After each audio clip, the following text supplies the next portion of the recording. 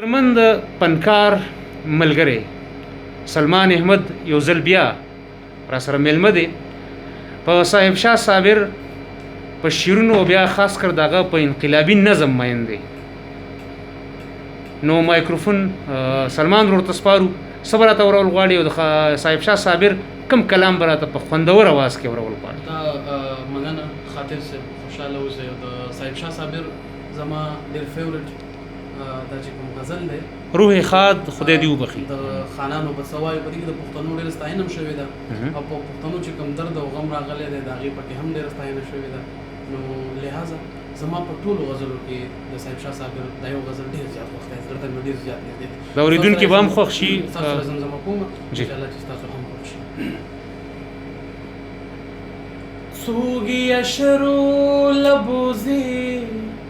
سوکتے لخکر جوړوي هر زور اور د پښتنو د پرشر جوړوي د پښتنو زمکه بسا فصلونه وټوکوي څوک پکې جنگ جوړوي څوک پکې سنگر جوړوي وخت چې په ما داسې احسان کوي نو تاسې کوي ما نه سرمنو باسي مالا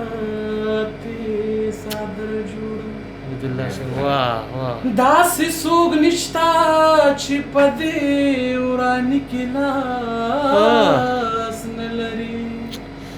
یا داسې څوک نشته چې کابل او پېښور جوړوي आवाज لږ پورته د خانانو بڅوایو چې خانان دي د خانانو بڅوایو چې خانان دي ملنګان د پښتنو خپلو کې وران دي د خانانو بڅوایو چې خانان دي د خانانو بڅوایو چې خانان دي دا یو څو یاران کنوي او بیا بنېما دا یو څو یاران کنوي بیا بنېما دا یو څو یاران کنوي او بیا بنېما زما ژوند دغه یو څو خواږه یاران دي زما ژوند دغه یو څو خواږه یاران دي ملنګان د پښتنو خپلو کې وران دي د خانانو بڅوایو چې خانان دي د خانانو بڅوایو چې خانان دي وخت دلتا چې قدم دې نو په خیال دا وخت دلتا چې قدم دې نو په خیال دا وخت دلتا چې قدم دې نو په خیال دا د دې خاورې کاڼي بوټي شهیدان دي د خانانو بڅوایو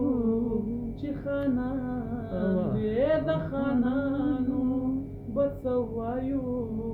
چې خانان دي ملنګان د پښتنو ولان دي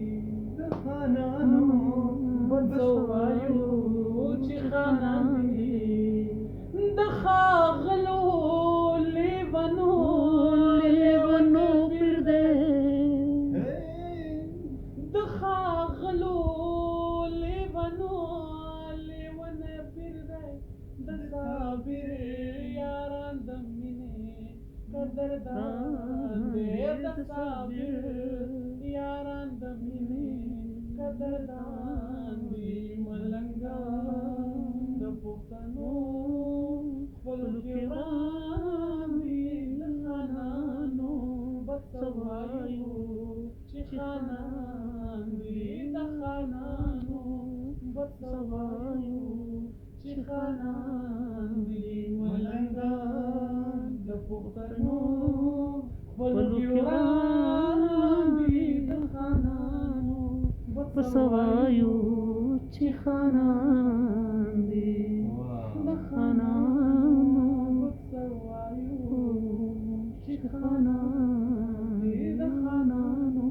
بس وایو چې خانان دي. ډېر ښه سلمان وروره، زه وړاندې هم ستا د اواز د خاصیت او خصوصیت قایل یم، او نن خو د صاحب شاه صابر صاحب دغه کلام چې دا ووایو بیا خاص کر دا یو شعر ډېر په زړه پورې دی چې وخته دلته چې قدم دی نو په خیال ده د دې خاورې کاڼي بوټي شهیدان دي. نو دا د وخت ترجماني ده، که څه چې صاحب شاه صابر صاحب زموږ په منځ کې نشته، خو د صابر صاحب شعور، د صابر صاحب د فکر رنګونه تا په محفل خواره کړه. ستا د کور وداني او د صابر صاحب د روح خادي او قبر دی رڼایي. ډېره مننه.